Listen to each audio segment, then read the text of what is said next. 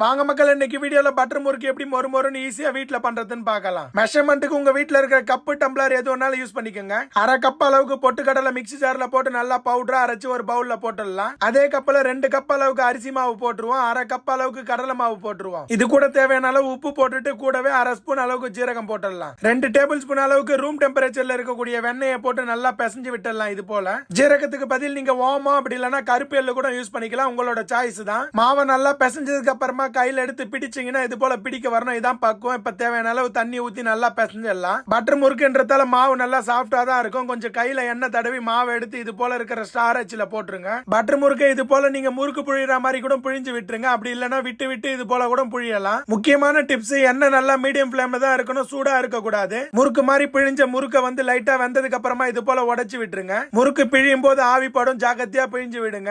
High ஃபிளேம்ல வச்சு பொரிச்சீங்கன்னா colour வந்துடும். ஆனா வந்து உள்ள நமுத்து போன